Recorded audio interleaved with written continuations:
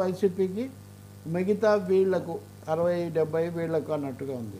ఇప్పుడు మీరు పంపిన ఈ హెరాల్డ్ సర్వే కనుక చూస్తే దాంట్లో వీళ్ళకి 96 వస్తున్నాయి, వాళ్ళకేమో మొత్తం సీట్లు 50 ఎన్నో ఇచ్చారండి వాళ్ళకి కూడా. వాళ్ళకి 53, వీళ్ళకి 91.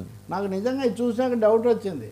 నాకు పంపిన సర్వే ఈ సర్వే దాదాపు ఇక్కడ ఫిగర్స్ ఏదో అక్కడున్న తలకాయ ఇటు, ఇక్కడున్న తలకాయ అటు ఉందేమో అని ఒకటైతే చెప్పొచ్చు. వాసు జనరల్గా మటుకు రెండు పార్టీలు ఒక 100 సీట్లకు అటు ఇటు గెలుస్తామని చెప్తున్నారు. 110, 120 గెలుస్తామని. అంతే.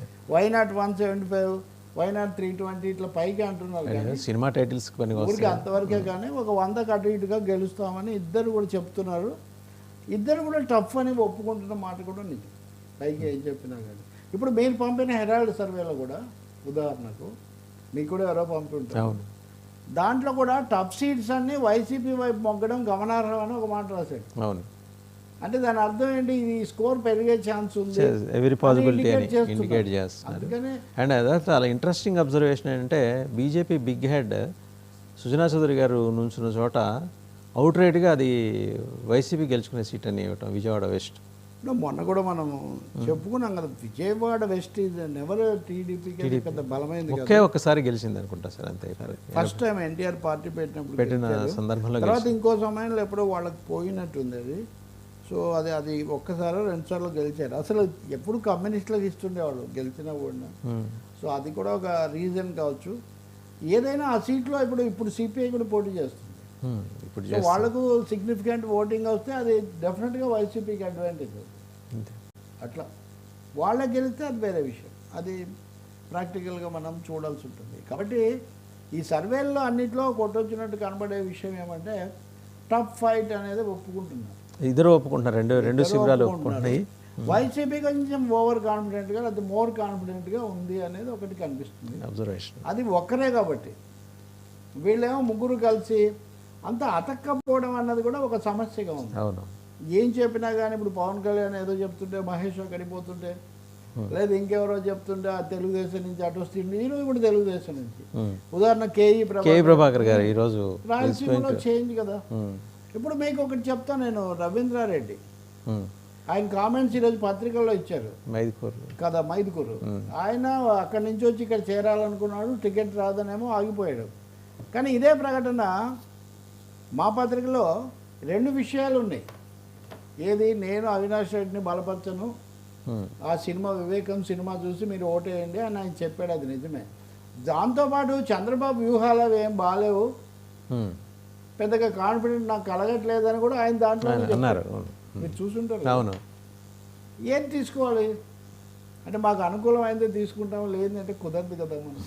సో ఇవన్నీ కూడా ట్రెండ్స్ అండ్ టెండెన్సీస్ చాలా మిక్స్డ్గాను కొంచెం ఏమనాలి జాగ్రత్త పడేట్టు చేస్తున్నాయి.